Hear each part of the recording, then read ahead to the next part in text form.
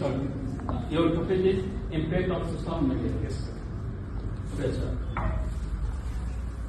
Let me ask you one question. If you asked me, how many times did I travel the world, what would my answer be? My answer would be, I have traveled the world multiple times while I'm in my bed with my phone scrolling Instagram or Facebook. That is how much social media impacts us. We can see everything, do everything, and from the dawn of its creation, we have been able to do things that were absolutely impossible in that time. Social media has many aspects, but in the most simple form, everything has two aspects, right? There's one good, there's one bad. Social media is also a thing. It's an existing thing that also has good and bad aspects. Think about education. Every single one of us right here is educated, right? Education is such a must that our entire species has evolved a curriculum, different curriculums, so that our entire species may progress as a whole. How does social media impact that education? We have information. We live in the age of internet. Social media lets us get information from every single place of the planet in a click of a hand. But there's also a problem then. That information might be misinformation. Think about something about physics. Say for example gravity. Gravity can be defined in many other ways. But due to social media, we have this other forms of things of people, certain physicists explaining gravity to us in such a way that we don't understand. So there's one part of it being extremely helpful due to information being processed in such a way that we can actually understand it. And there's another part of it being absolutely garbage because we have misinformation. Other things are things like social impact. Before, we used to live in small groups, small compact groups that we could understand by because we saw them, we interacted with them, they were in front of us. But now we have this entire planet in front of us. We can know other cultures, other societies, other people and other people who don't even know or not even see in our real life, to be fair.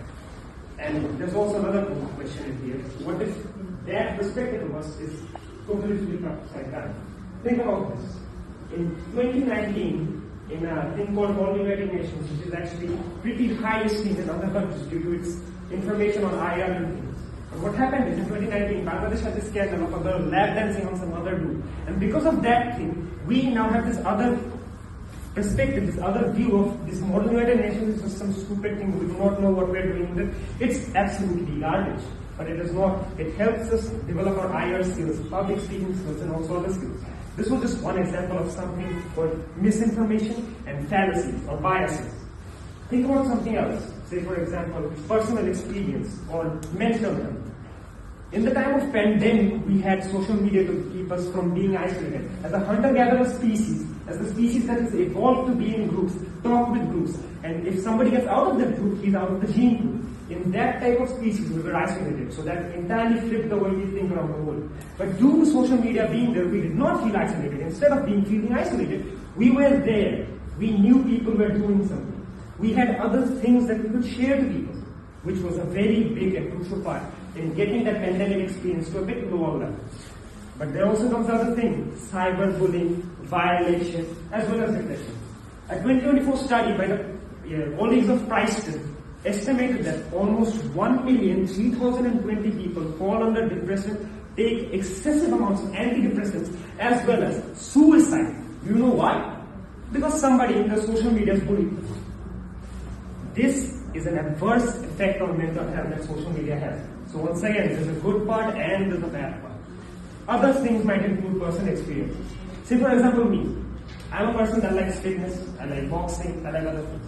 If it were for just this country of Bangladesh, where something like combat sports is not as much regarded as something, say for example, studying MBA or studying any type of physics subjects or science subjects, I would not have found people like me, people that also like and have a liking for combat sports or any other physical activities. I only found them because I have social media with me. And there's also other things that I previously mentioned, which are biases. Bias is me in one-dimensional thinking of something. Say for example, I'm in the combat sports group. There's this other group that likes science. I do not like this group, say for example group Y and group X. I do not like group Y because they do not go with my own basis. They don't go with my own rules. Why? Because I have been situated in that group. I am now that group. My entire personality is that. So that is also one of the reasons why social media impacts us. Think of it in this way. Social media helps us, yes, but we are a rational species. We are the dominant species on a planet filled with millions and billions of other types of microorganisms and microbiomes. And how did we come to talk? because of our intelligence. We have something called intelligence. So if we use social media, instead of being able to impress people, if we try to impact them in a good way, in a rational way, then we will improve the world. Thank you, thank you. My name is Farhan Ishmael, representative of Group 1. Thank you all for listening.